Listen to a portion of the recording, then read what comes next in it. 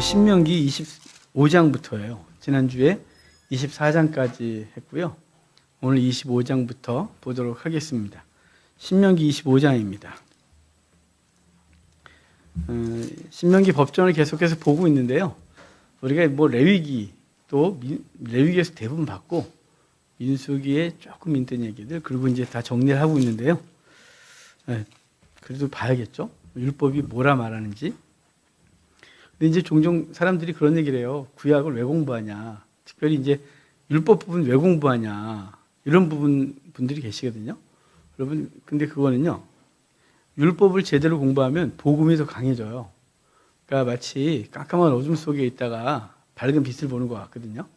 그러니까 또 복음은 율법이 갖고 있었던 그것을 예수 그리스도가 어떻게 완성하셨으며 그 율법이 조건적으로 주겠다고 했던 복이 예수님을 통하여 우리에게 어떻게 주어졌는지를 볼 수 있어요. 그래서 구약의 율법을 공부하는 건 유익해요. 자, 25장 보겠습니다. 25장은요, 이제 재판에 대한 얘기를 하는데요. 이 재판을 하는데, 재판을 해서 이제 죄가 드러나면 벌을 좀 줘야 되잖아요. 그러니까 벌이 태형이에요. 이슬람권에선 태형이 남아있는 것 같더라고요. 말레이시아 이런 데 가보면 뭐 회초리를, 태국인가요? 또? 회초리로 때리더라고요, 사람을. 근데, 구약은 유대인들은 태장을, 그러니까 우리 곤장처럼 때렸어요. 그런데 거기 보면 이래요. 2절에 악인에게 태형이 합당하면 재판장은 그를 엎드리게 하고 그 앞에서 그의 죄에 따라 수를 맞추어 때리게. 무조건 뭐 40대 하나 감한매를 때리는 게 아니라 그 죄를 따라서 2대만 때려라. 뭐 이런 거 있잖아요. 그러니까 그렇게 한다는 거죠. 그런데 제한이 있어요. 3절에 40까지는 때리려니와 40까지는 때리라 그랬죠. 근데 유대인들은 40을 안 때려요. 39대만 때려요. 왜냐면 혹여나 한 대 더 때릴까 봐. 그래서 율법에 가까이 가지 않고 40에 하나 감한 매를 때려요. 40까지 때린다고 했는데 이거는 그러면 왜 40까지냐? 거기 분명히 본문에 나와요. 거기 3절 후반에 내 형제를 경히 여기게 될까 하노라. 그러니까 그 사람의 인권을 생각해라요. 그러니까 벌을 주는 가운데서도 그 죄인의 인권을 생각하는 게 40대까지만 때려라요. 사도 바울이 이거 무지 맞죠? 5번 맞아요. 40에 하나 감한매를 5번 맞거든요. 그 바울은 무지하게 맞은 거예요. 사실은 이거 맞고 죽을 수도 있어요. 우리나라 예전에도 곤장이 그렇게 밝혀놓고 엉덩이 때리잖아요. 곤장 맞고 죽기도 했어요. 맞아 죽은 것보다는 염증 때문에 죽었어요. 헐으니까 헐어갖고 막 곰고 그럼 이제 그 다음에 무슨 뭐 마이신이 있어요, 뭐가 있어요. 그러다가 피가 오염되면 이제 죽는 거죠. 그러니까 유대인들도 이 40에 하나 감한매를 맞고 잘못하면 죽었어요. 근데 바울은 5번 맞았대요. 바울은요 불사신이 맞아요. 웬만하면 안 죽어요. 돌에 맞아서 죽은 줄 알았더니 깨어나질 않나? 배가 여러 번 파손했는데 거기서 살아나질 않나? 하여간 바울은 죽일라 해서 안 죽어요. 정말 징했을 거예요, 유대인들이. 쟤는 왜 죽지도 않냐 그럴 텐데. 그래서 우리 그러잖아요. 사명 있으면 안 죽는다고. 그러니까 걱정하지 마십시오. 사명 있으면 밖에서 그래서 안 죽고 굶어도 안 죽고. 그런데 이천성 목사님 약을 먹어도 안 죽었어요. 죽겠다 그러는데. 그래서 그런 얘기 있는데 그래도 막 사시면 안 됩니다. 운전을 막 하면서 사명인자는 안 죽어. 우리 농담 예전에 젊을 때 전사 때 사명 있으면 안 죽어. 그러면서 과속을 하고 그랬는데 그러면 안 되는 거예요. 그러면 안 되는 거고 이제 하여간 바울은 굉장히 많이 맞았어요. 근데 바울이 그렇게 맞았던 건 복음 때문이죠. 복음을 증거하면서 유대인들이 사도 바울을 죽이지 않으면 내가 밥을 먹지 않겠다 이런 사람이 많이 생기고 그러니까 복음 때문에 바울은 고난을 당했는데 이제 유대인들에게 이렇게 맞았죠. 하여간 여기 태형에 대한 얘기 있는데 그 태형은 왜 40까지냐? 인권을 생각해라. 그러니까 우리가 누군가에게 벌을 내리고 징벌할 때도 그의 인권을 늘 돌보고 해야 되는 거죠. 이건 하나님께서 가인을 내쫓을 때 두려워하니까 누군가가 너를 건들면 7배를 벌 줄게. 그래서 그 죄인 살인자가 헤맬 때에도 그를 아무도 해하지 못하도록 하신 하나님의 은혜가 있는 거예요. 하여간 인권 생각한 거고요. 4절. 한 절밖에 안 되지만 이게 되게 중요한 얘기예요. 곡식 떠는 소에게 망을 씌우지 말라 그랬거든요. 이거 바울이 우리 고린도전서 요새 아침마다 강의하잖아요. 9장에 가면 이 본문에 대해서 살짝 얘기를 해요. 고린도전서 9장 보실래요? 봅시다. 몇 절인지 또 가서 볼게요. 고린도전서 9장. 9장 9절. 고린도전서 9장 9절에요. 사도 바울이 사도권을 기꺼이 내려놓는 장면에서 하는 얘기거든요. 베드로처럼 아내를 데리고 다닐 권한이 없느냐, 다른 사도들처럼 사례비를 받을 권한이 없느냐, 난 기꺼이 포기한다 그래요. 왜냐하면 고린도 교인들이 갖고 있었던 세속적인 생각 때문에 너희가 나를 지식장사꾼 또 종교장사꾼으로 여길까 봐 나 안 받아 라고 하는 얘기를 하는데, 그때 했던 얘기가 9장 9절이에요. 모세 율법에 곡식을 밟아 떠는 소에게 망을 씌우지 말라 기록하였으니, 오늘 신명기 25장 4절 얘기죠. 하였으니 하나님께서 어찌 소를 위하여 염려하심이냐. 그러니까 이 말은 소 때문에 한 얘기가 아니라 사역자들이 그 사역에 대한 보상을 마땅히 받는 것이다. 받는 것이 당연한 거다라고 하는 얘기를 하려고 이 신명기에 그 얘기를 한 거다라고 바울은 해석하는 거예요.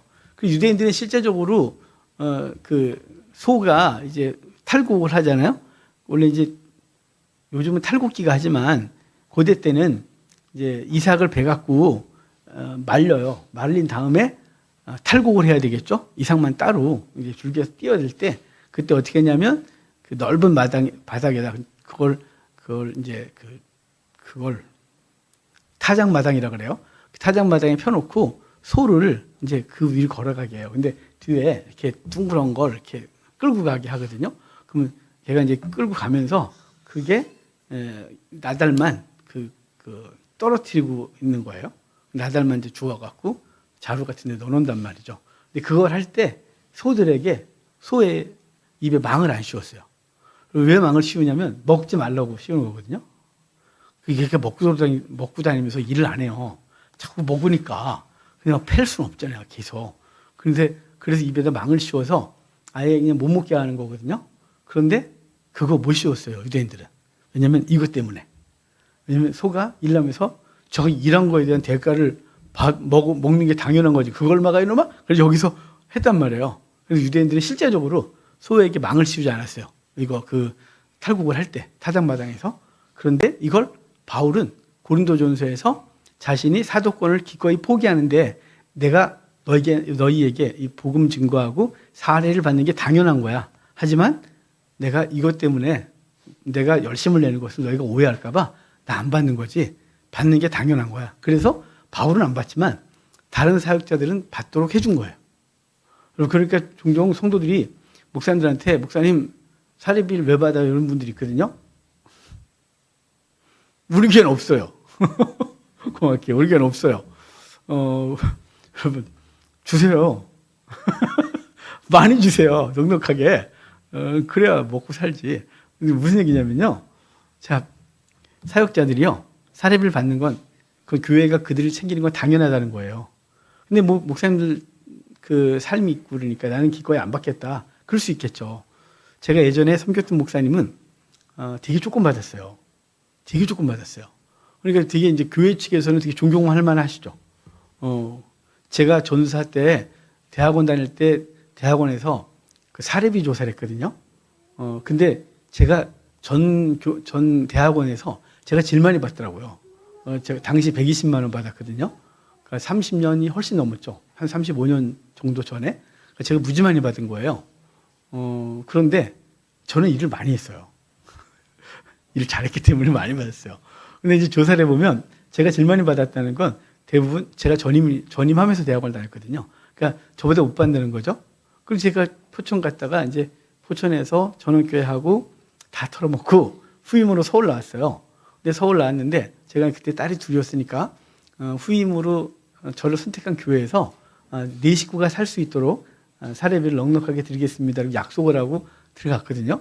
근데 첫 달 됐는데 사례비가 제가 전사 때 받던 것보다 더 조금 주는 거예요. 근데 옛날에는 왜 요만큼 줍니까? 얼마 줍니까? 이런 얘기 안 했어요. 요즘이야 전사님들이 오시면 얼마 줄 건지, 수요일, 금요일 와야 되는지 말아야 되는지 이거 따지고 있지만, 옛날에 그런 거 말하면 은혜도 안 되는 거예요. 그냥 사례비를 주는지 안 주는지 모르고 전사 모집한다 그러면 무조건 넣고 되면 고맙고, 그래서 열심히 한 달 사역하고 얼마를 주는지 그 받은 거 갖고 내가 받는 사례비가 이거구나 이렇게 알았지.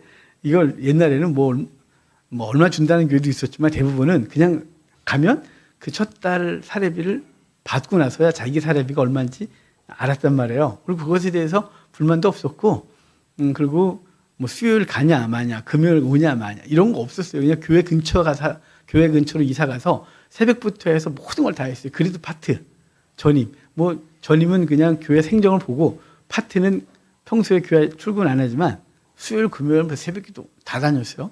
그러니까 예전엔 그랬는데 요즘은 좀 은혜가 안 돼요. 어찌됐거나. 그런데 중요한 건 뭐냐면요. 제가 받았던 것보다 훨씬 조금 주는 거예요. 그러니까 제가 얼마나 충격을 받았겠어요. 왜냐하면 저한테 약속을 해주시기를 4인 가족이 살 수 있도록 교회에서 책임지겠다 이렇게 해서 불렀거든요. 교회가 돈도 없는 교회도 아니었어요. 몇 억이 재정에 이렇게 쌓여 있는 교회였기 때문에. 그래서 나중에 이제 묻고 싶었는데 묻지를 못하는데 목사님이 말씀해 주시는 거예요. 왜냐면 본인이 약속했는데 그만큼 못 주고 말도 안 되는 금액을 사례비를 주시니까. 그래서 이제 나중에 말씀하시는데 뭐냐면 이제 그 당회에서 회의를 하다가 제 사례비를 결정을 하는데 이렇게 결정했대요. 담임 목사보다 많이 받을 수는 없습니다. 그 이유는 담임 목사님이 1급 공무원 출신이시거든요. 1급 공무원 출신이라서 연금이 빵빵하게 나왔어요. 거기다가 자제분들이 다 서울대 의대 뭐 막 이래서 그래갖고 생활이 넉넉하셨어요. 당시 50평 아파트에 사셨으니까. 그러니까 당신이 교회에서 100만 원만 받아도 되는 거예요. 그러니까 교회 장로님들이나 당회에선 담임 목사보다 후임 목사를 더 줄 수 없다. 이래갖고 그보다 100만 원보다 더 적게 준 거예요. 당시 준전임 정도? 근데 할 말이 없더라고요. 그래서 그러고서 이제 계속 사역을 했는데 그 교회에서 이제 제가 모함을 받고 나오는 바람에 개척을 하게 됐죠. 은혜의 은혜. 그리고 그 목사님이 나중에 우리 개척했을 때 모든 직기를 다 주셨어요. 그래서 참 감사하죠. 근데 어찌됐거나 목사님은 많이 주고 싶었지만 당회에서 목사보다 더 줄 수는 없다. 이래갖고 진짜 말도 안 되는 금액을 받고 전임을 매일 출근을 하고 전임 사역을 했단 말이에요. 그러니까 후임 목사 사역을 했죠. 그런데 무슨 얘기를 하는 거냐면 여기 교회에서 사역자를 청빙할 때 그 사역자들의 삶을 책임질 수 있어야 부르는 거예요. 이해가 되시죠? 요새는 왜 못 부르냐면 교회에서 책임을 못 져요. 그래서 못 부르는 거죠. 우리도 지금 우리 사역자들 몇 분 계시지만 제대로 받는 분이 거의 없죠. 대부분 봉사하시거나 또 헌신하시고 뭐 이렇게 하다 보니까 이렇게 됐지만 우리가 정식으로 모시면 그분들에 대한 책임을 져야 되는 거죠. 여기 이건 당연한 거예요. 이걸 성도 입장에서 왜 받냐 이러면 안 되는 거예요. 목사님 직업을 가지시죠. 직업 가지면서 일하셔야지 바울도 일했는데 이런 소리 하면 안 되는 거예요. 같이 망가지는 거거든요. 여러분 목사님들에게 이제 우리 교회는 그래도 교회에서 저를 넉넉히 챙겨주시니까 감당이 돼요. 삶이 이렇게 뭐 나가서 돈을 벌지 않아도 사는 데는 지장이 없거든요. 그런데 혹시나 주변에 어떤 분들이 그러면 일하세요. 이렇게 함부로 말하지 마세요. 그냥 안타까워 여기고 기도해 주세요. 개척을 하셨는데 목사님 개척하셨으면 교회만 열심히 하셔야지 왜 일을 하세요? 그걸 한다든가 목사님 일하면 형편이 어려운데 왜 일도 안 해요? 일하면서 돈 벌어서 목회를 하셔야지. 이런 어떤 얘기도 하면 안 돼요. 왜냐면요 일을 하면서 목회를 하잖아요. 묵상할 시간이 없어요. 여러분 이게 그냥 나오는 것 같아요. 저 오늘 설교가 오전 설교가 그냥 뭐 쭉 보면 그냥 막 누가 그러더라고 저보고 목사님 성경 보면 막 나온다고. 여러분 그런 게 어디 있어요? 여러분 제가 무슨 하나님이에요? 이거 제가 썼어요? 성령께서 쓰셨지? 근데 제가 나름대로 그래도 이거를 무지하게 했으니까 그냥 장벽을 쭉 하라면 며칠 할 수 있어요. 그런데 한 구절 한 구절을 묵상하는 건 또 다른 문제예요. 그러니까 제가 설교 본문을 오늘 이제 설교 끝나고 집에 가잖아요. 집에 가면 다음 주 걸 한번 다시 봐요. 보고 그다음부터 주석을 뒤지고 묵상을 하고 관련된 생각이 나면 얼른 갖다 메모해 놓고 이러면서 한 주를 보내는 거예요. 그리고 토요일 날은 제가 사람 안 만나요. 토요일 날은 그냥 앉아서 쉬는 한이 있어도 사람을 안 만나요. 지치거든요. 그러니까 신학교 강의가 토요일 날 한 과목이 있어서 하긴 하지만 나머지는 절대 안 해요. 그냥 이것만 하고 밤새도록 하고 계속 앉아서 계속 묵상을 해요. 이게 무슨 말씀입니까? 이건 대체 어떻게 적용을 해야 되나? 이 말씀의 한계는 어디인가? 이 말씀은 왜 이런 말씀을 갑자기 본문에 갑자기 튕겨 들어온 걸까? 이런 거 계속 고민을 하거든요. 그러고 나서 주일날 3, 40분 설교하는 것도 버겁거든요. 근데 일을 하면서 설교 준비해라. 여러분 되게 잔인한 거예요. 인스턴트 먹겠다고 작정하신 거예요. 목사님 인스턴트 갖다가 남의 설교 보고서 하세요. 주석 뒤져갖고 그냥 주석에 있는 설교 본문 갖다가 하세요. 이렇게 하는 거나 똑같아서 서로 죽자고 한 거예요. 그러니까 누군가가 나는 밥을 굶어도 난 목회만 하겠습니다라고 해서 형편이 어려운데 우리가 도와주자 하면 그 사람이 어려운데 너 목사님 일해요. 이런 소리 하지 마요. 그분은 오직 생명의 말씀을 제대로 전하겠다는 그 한 가지 생각으로 지금 궁핍해도 거기에 무릎 꿇고 계신 거예요. 또 반대로 일을 하시는 분은 목사님 일하면 어떻게 드리지 마세요. 그분은 자기에게 맡겨진 가정을 책임지고 교회를 운영하기 위해 누구한테 도움을 구하는 게 아니라 하나님 앞에 자기 열심을 내서 그걸 하시는 분이거든요. 저도 하나님 앞에 개척할 때 개척이란 분명한 말씀을 주셔서 제가 선배들 명단 적었었다 그랬잖아요. 당시 200만 원 정도 모을 수 있겠더라고요. 아무도 준다고 하는데 저 혼자 누가 10만 원, 누가 5만 원 이래갖고 이제 거들어 달라고 했어요. 근데 하나님이 내가 너한테 개척이라 그랬지. 나 전능한데 나 그렇게 못 믿겠니? 라는 말씀을 주셔서 제가 엉엉 찢으면서 엉엉 울었어요. 울고. 왜냐면 이제 돈 10원도 없는 상태에서 개척을 하는 거니까 처자식 굶는 게 너무 끔찍했어요. 그래서 하나님 처자식만 굶기지 말아요. 내가 다 할게요. 만약에 처자식 굶기면 저 일하러 나갈 거예요. 하나님 그것만 해주시면 제가 그냥 목회할게요.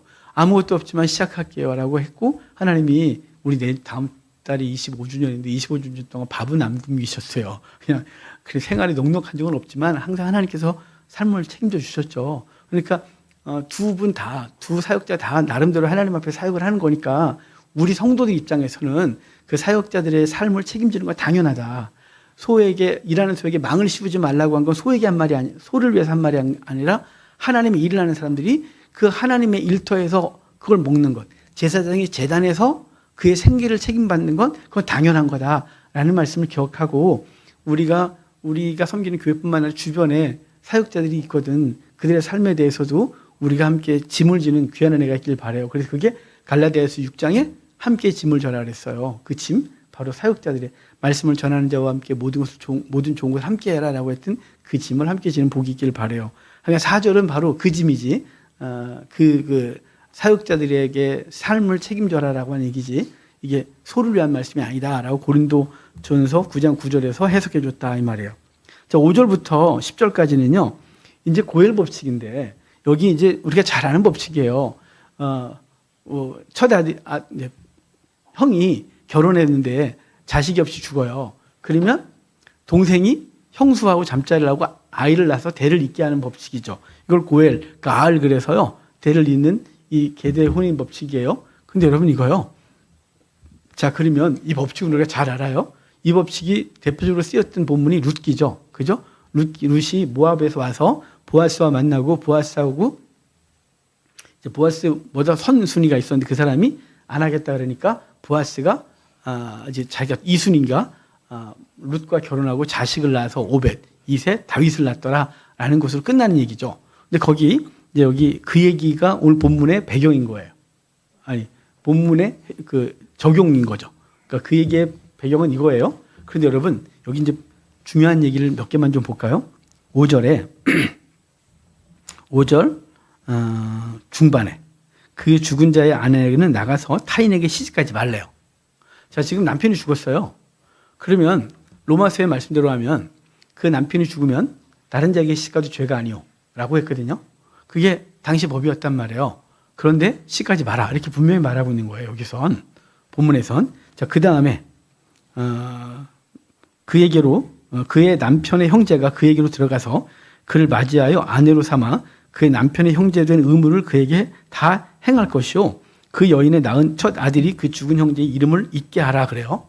자, 지금 그 큰아들이 장가를 갔는데 자식이 없이 죽었어요. 근데 그 첫 아들의 아내는 시집가지 말라고 명했고, 그죠? 그 다음에 그 동생은 형수에게 들어가서 잠자를 하고 아들을 낳아주라 그래요. 두 명에게 의무가 있는 거예요. 그 여인에게는 시집가지 말아야 될 의무, 그 다음에 동생은 형수하고 잠자리하고 아이를 낳아줄 의무. 이 두 개가 있어요. 그러면 자, 이 의무를 이제 이게 복음적으로 어떻게 되는지 봅시다. 여기 첫 아들은 누구냐면요. 첫 아들은 율법을 말하는 거예요. 원래 율법이 생명을 낳는 거거든요. 그래서 우리 출애굽기 24장에 19장부터 봐야겠네. 출애굽기 19장에 그 시내산에서 주님이 이렇게 말씀하셨죠. 너희가 내 말을 지켜 행하면 난 너희 하나님이 되고 너희는 내 백성이 되리라. 기억하시죠? 그래서 예 하겠나이다 라고 했고 20장에 십계명 전문을 주고 21장, 22장, 23장에서 생명, 재산, 절기에 대한 율법을 줬어요. 그 24장이 오면 정말 너네 지킬래? 그랬더니 지키겠습니다. 그래서 지키겠습니다. 그래서 도장을 찍혀. 그래서 출애굽기 24장이 짐승을 잡아 피를 뿌려 피언약을 해요. 피언약을 했다는 건 뭐냐면 이제 그들은 그의 생명과 후손은 무엇으로 결정되는 거냐면 율법을 지키는 것으로 결정되는 거예요. 율법을 지키지 못하면 하나님 백성이 아니에요. 하나님도 그들의 하나님이 아니에요. 그죠? 그러니까 율법은 뭐냐면 그래서 율법이 여기서 말하는 첫 아들은 율법이에요. 율법과 결혼하는 거죠. 결혼했는데 율법이 죽어요. 그러면 그 사람이 다른 데 시집가는 게 아니라 이제 또 다른 걸 기다려야 되는 거예요. 그게 은혜예요. 은혜 복음. 그래서 예수 그리스도를 통하여 그 그리스도가 우리의 가을, 보아스. 그러니까 기업 물을 자가 돼서 신부에게 들어오는 거예요. 이미 몸이 버린 여인이고 그리고 그는 결혼한 여인이었지만 율법이 죽음으로 이제는 누가요? 새로운 사람. 그러니까 그 기업 물을 자가 그 여인과 잠자리를 하고 뭘 낳아요? 기업을 낳아요. 생명을. 그게 복음인 거예요. 자, 지금 이거 이해되시어요? 자, 이거를 로마서로 가봅시다. 아이고, 자, 로마서. 이 어려운 얘기를 이해해야 되는데 안 어렵나? 자, 로마서 봅시다. 로마서 7장 가봐요. 로마서 7장. 지금 제가 첫 아들이 율법이고 율법이 여인과 결혼했는데 자식이 없어 죽어요. 여인은 딴 데 시집가지 마. 기다려. 뭘 기다려요? 기업 물을 자. 형제죠? 형제가 너에게 들어가 잠자려고 아들을 낳아줄 거야. 그래서 그 결과물이 생명이고 기업인 거죠. 자, 그러면 자 이제 7장 가볼게요. 로마서 7장. 형제들아 내가 법 아래 있는 자들에게 말하노니 너희는 그 법이 사람의 살 동안만 주관하는 줄 알지 못하느냐. 율법은 율법과 결혼한 건 그 율법이 살아있을 때만 주장하는 거예요. 그래서 남편이 있는 여인이 그 남편의 생전에는 법으로 그에게 매인받으나 그죠? 율법에 매인받아요. 만일 그 남편이 죽으면 남편의 법에서 벗어나느니라. 그러므로 만일 그 남편이 생전에 다른 남자에게 가면 음녀지만 그게 당연하죠. 그러나 만일 남편이 죽으면 그 법에서 자유롭게 되나니 다른 남자에게 갈지라도 음녀가 되지 아니하리라. 예? 더 이상은 그 율법이 죽었으니까 그 여인은 독립적으로 뭔가를 할 수 있는 거예요. 그러므로 내 형제들아 너희도 그리스도의 몸으로 말미암아 율법에 대해 죽임을 당하였으니 이제 그 신분 누구예요? 우리.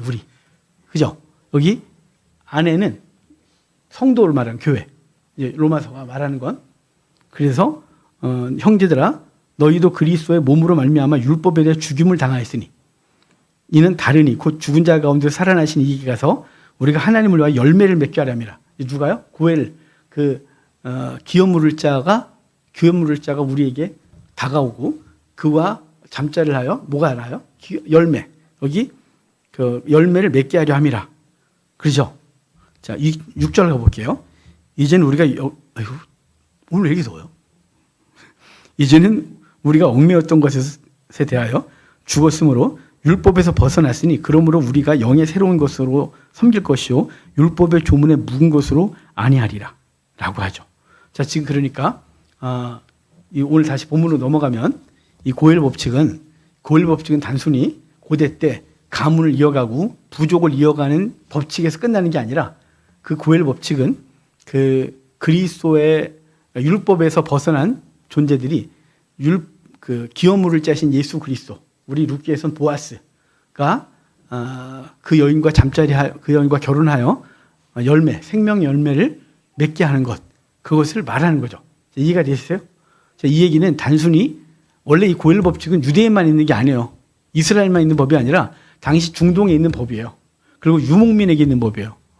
그래서 몽골 문화가 그렇고 우리도 그 문화가 들어와서 우리도 이 계대오는 법칙이 있었어요. 우리 고려시대 때. 우리도 이 동일이 있었어요. 그러니까 우리가 우리 이 민족을 쭉 가다 보면 우리 돌고리 어쩌고 뭐 북방 민족이 어쩌고 그러잖아요. 우리도 유목민족의 후손으로 이렇게 보고 있는 거거든요. 근데 그 문화가 그 유목민들의 문화가 이 고엘 법칙에 있어요. 고엘 법칙이 유목민족의 문화예요. 왜냐하면 워낙 숫자가 적고 그 숫자가 적으면 다른 부족한테 그냥 점령을 해서 다 뺏기는 거니까 어찌됐거나 계속 아들을 낳아야 되고 이 남편이 죽으면 그 형수에게 가서 자녀를 낳아서 그 형의 대를 잇게 하고 이게 유목민들의 문화였단 말이에요. 근데 이게 성경에만 있는 유대인에게만 있는 문화가 아니라 중동의 유목민 문화예요. 몽골도 그랬고 그랬단 말이에요. 고대에. 그러니까 이게 그러면 그 문화적인 얘기로 끝나냐? 그러면 성경은 공부할 이유가 없죠. 구약은 뭐에 대해서 얘기한다고요? 그리스도에 대해서. 5장에 요한복음 5장에 성경은 나에 대해서 기록한다고 말하고 있어요. 그러니까 이 계대 혼인 법칙은 바로 율법에서 벗어난 자에게, 율법으로는 생명이 없었고 율법은 얽매임만 당했지 아무것도 낳지 못했어요. 율법은 죽임을 당하고 이제 기업물을 짜이신 예수 그리스도가 우리에게 우리를 신부로 맞아주시고 그래서 우리를 통하여 생명을 낳게 하는 일이 벌어진 거, 그거 얘기를 하고 있는 거예요.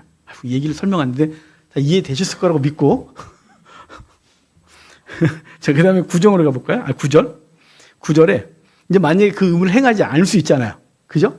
의무를 행하지 않는 건 본인 자유에 또 난 형수하고 싫어 뭐 이럴 수 있잖아요. 우리 이 얘기가 싫어하는 사람이 한 사람이 있었어요. 창세기에 유다 기억하십니까? 창세기 38장에 유다 얘기가 나오거든요. 37장이 요셉이 애고로 팔려간 얘기고 38장이 유다와 세 아들 얘기가 있는 게 창세기 38장 얘기예요. 자, 그 사람 얘기 좀 볼까요?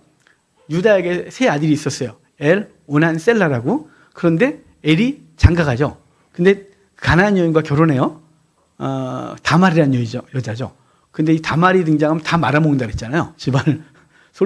그 다윗 때도 암논이 다말을 범하고 집안 말아먹고. 근데 여인이 문제가 아니라 이거 오해하시면 안 돼요. 그냥 기억하기 쉽자고 한 얘기니까 그 다말이라는 여인이 딱 등장해요. 그런데 아기가 없죠. 아기가 없이 엘이 죽어요. 엘이 죽는데 엘이 죽으니까 이제 오난이 형수에게 들어가죠.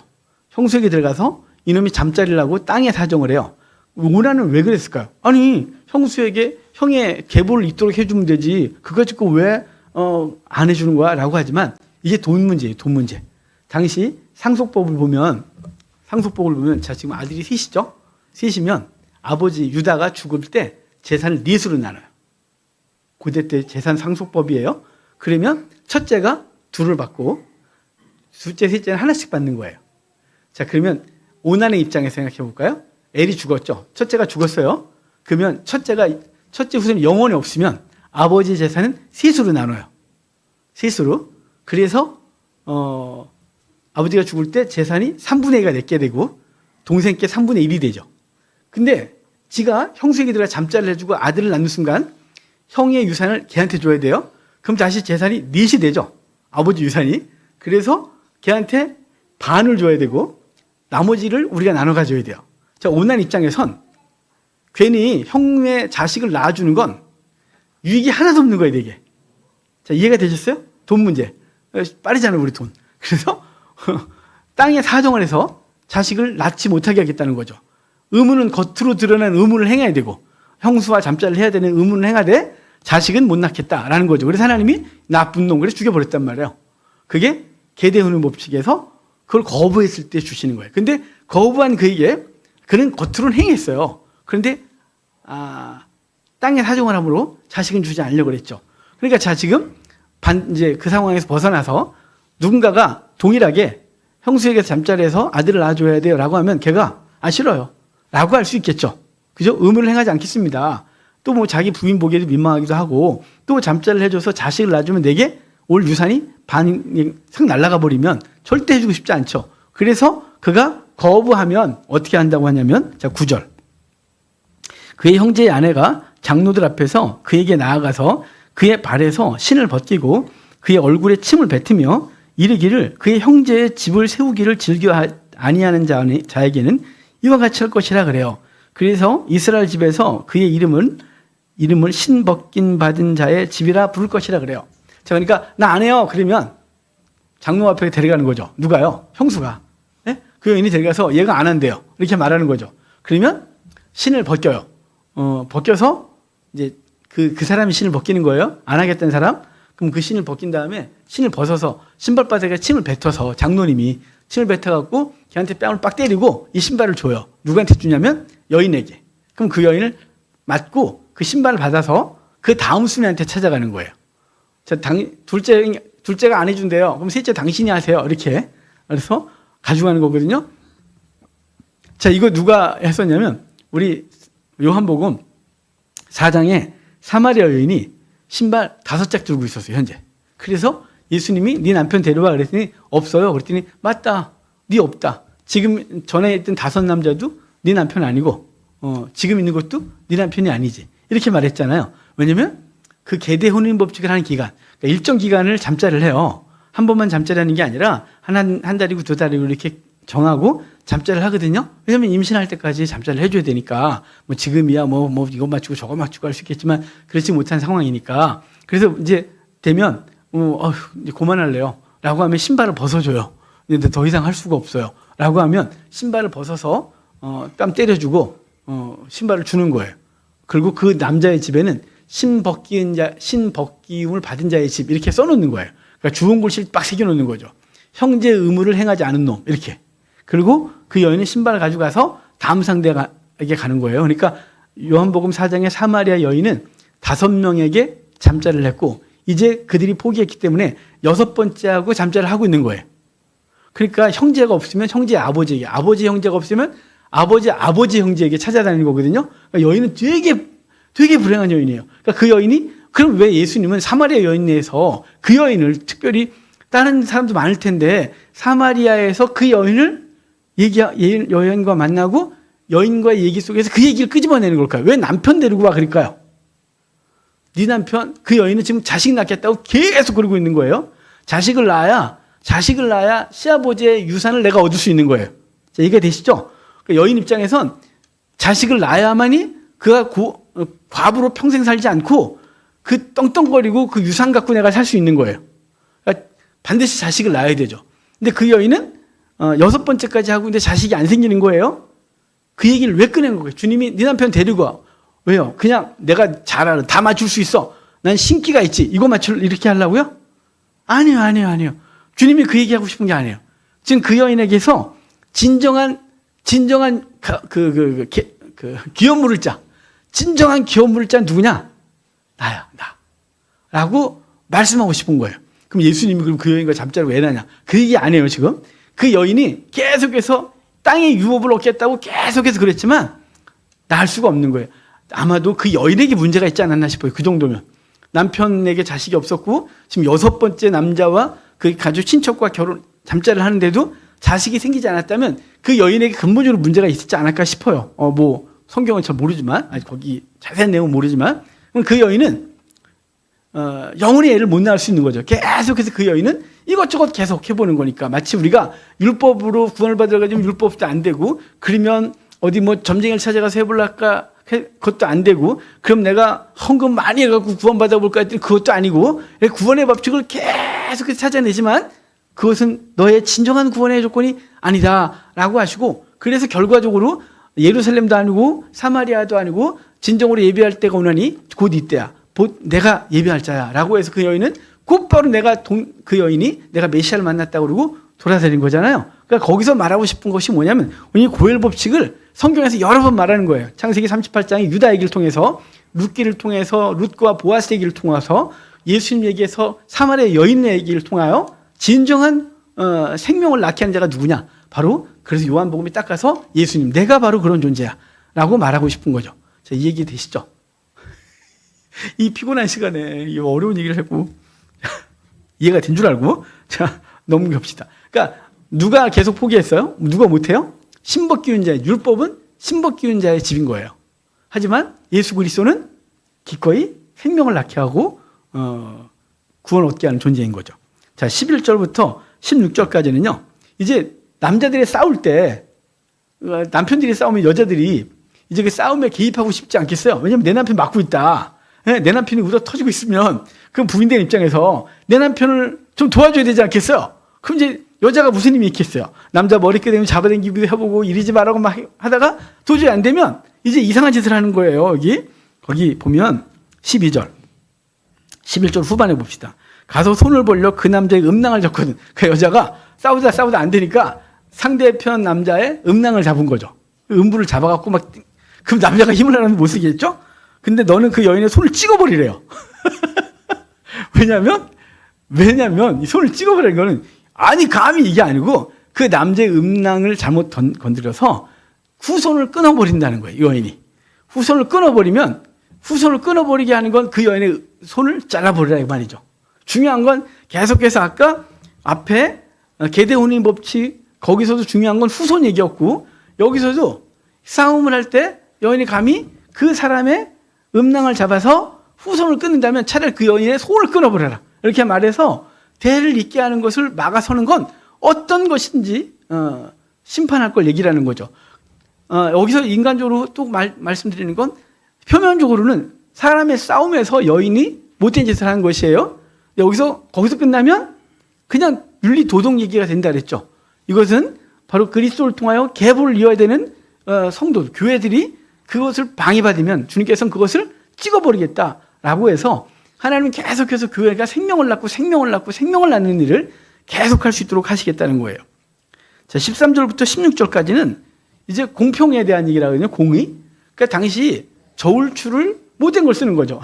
요즘 이제 저기 소래포구 막 이런 데 다 당하더라고요. 얼마 전에는 어딘지 모르겠는데 타이틀만 봤어요. 하도 그런 기사가 많이 나오니까 기적의 저울이라든가 제목이 1kg를 달았는데 700g 나오더라고요. 1kg라고 샀는데 딴 저울 보니까 700g 나오더래요. 와, 어떻게 300g을 속이고 그래? 너무 심하지 않아요? 50g만 속이면 쌓이면 그래도 될 텐데 이 아줌마 무지하게 욕심이 많은 거죠. 1kg를 재놓고 700g만 준 거예요. 그러면 여기서 그런 사람들을 향해 하나님이 징벌 하시는 거죠. 저울추를 주머니에 2개 넣어놓고 하나님 제대로 된 거 하다가 또 이렇게 다 보면서 이 사람 좀 속일 수 있겠는데 그러면 가짜 저울추 딱 따라서 무게를 속이고 이런단 말이죠. 그거 하지 말라는 거예요. 자, 15절 볼게요. 15절에 오직 온전하고 공정한 저울추를 두며 온전하고 공정한 되를 둘 것이라. 그리하면 내 하나님 여호와께서 내게 주신 땅에서 내 날이 길리라. 자, 지금 공평하지 못한 저울추, 그 다음에 돛박을 쓰는 사람들은 자기가 그 땅에서 자기의 노력, 자기의 잔머리로 영원히 살겠다, 부자로 살겠다, 잘 살아보겠다는 거죠. 근데 하나님은 그런 수 쓰지 마. 정직하게 내가 복 주는 거야, 복은. 복은 내가 주는 거야, 이렇게 말하는 거죠. 그러니까 여러분, 우리가 이 땅에서 말씀을 벗어나서 수단과 방법을 부리고 그것으로 뭔가를 하려고 하는 건 당장 이익을 얻는 것 같으나 700g 들고 1kg예요 라고 300g의 이익을 본 것 같으나 하나님 보시기에 그것은 악한 것이고 그냥 정직하게 그럼 내가 복 주는 거야. 복은 내가 주는 거야 라고 하는 거죠. 그러니까 우리가 이 땅을 사는 동안 내 잔머리가 아니라 하나님께서 주신 복을 받고 산다 라고 하는 거 여기서 분명히 말해줘요. 17절부터 이제 17절부터 19절까지는 아말렉에 대한 말씀이세요.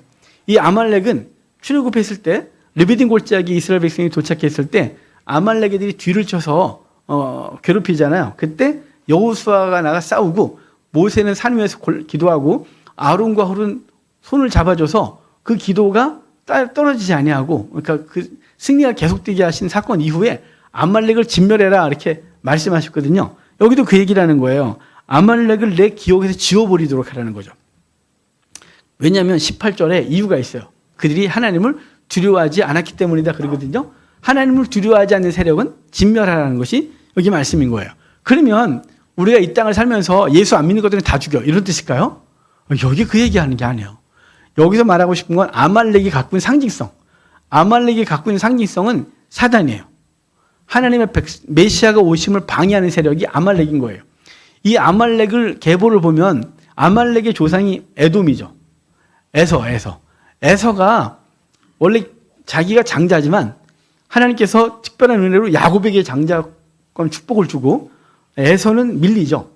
그런데 에서가 창세기 27장에서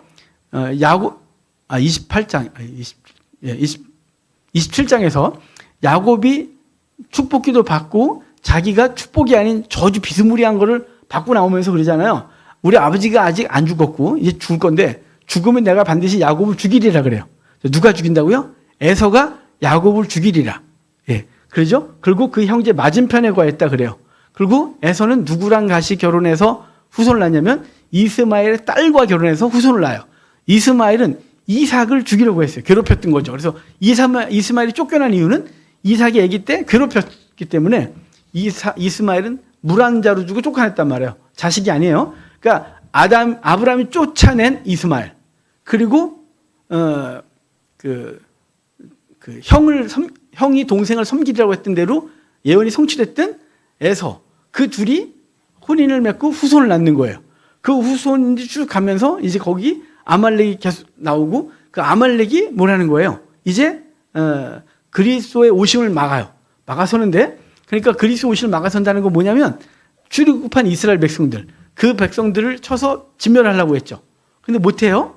그리고 후에 사울이 사울 때에도 진멸할 수 있었는데 못하고, 다윗 때에도 뭐 완전히 못했고, 그러고 나서 우리 에스더서, 요새 얼마 전에 새벽기도 끝났는데 에스더서에 하만이 아말렉의 왕족이에요. 그래서 아각의 후손 그랬잖아요. 아각은 아말렉의 왕명이거든요. 그러니까 아말렉의 왕족 후손으로서 하만이 했던 게 뭐냐면 모든 유대인들을 죽이는 거예요. 모든 유대인을 죽인다는 건 유대인을 통해서 오시고자 하는 그리스도를 막아서는 거죠. 못 오게. 그리고 헤롯이 예수님이 태어난 걸 알고 베들레헴에서 2살 아래의 모든 사내 아이를 죽이라 그래요. 오신 메시아까지 죽이려고 했더니 누구예요? 에돔. 그 에돔의 대표 족속이 아말렉인 거예요. 그래서 아말렉은 메시아의 오심을 방해하는 세력을 말하는 게 아말렉인 거예요. 사단인 거죠. 사단은 진멸의 대상이에요. 그래서 창세기 3장에서 여인의 후손이 와서 뱀의 머리를 밟비했다고 말해요. 예수 그리스도가 십자가에 달려서 그때 뱀의 머리는 밟힌 거예요. 그리고 영원한 심판 가운데 있는 거죠. 그러니까 아말렉은 우리가 뭐 어떤 족속이냐 누구냐를 말하는 게 아니라 그리스도의 오심을 방해하는, 메시아의 오심을 방해하는 세력을 아말렉. 근데 그 세력이 사단이라 이 말이에요. 그래서 아말렉을 진멸하라 이렇게 말하고 아말렉을 기억에서 치워버려라 이렇게 말하는 것이 오늘 본문인 거죠. 오늘 이거밖에 못했네. 오늘 할 얘기가 많아서 짧은데 아주 이 복음에 대한 얘기를 여러분께 설명드리고 이해시키려고 하다 보니까 25장 한 장밖에 못했는데 여기까지 끝내고 다음 주에 26장 가도록 하겠습니다. 기도하고 마치겠습니다.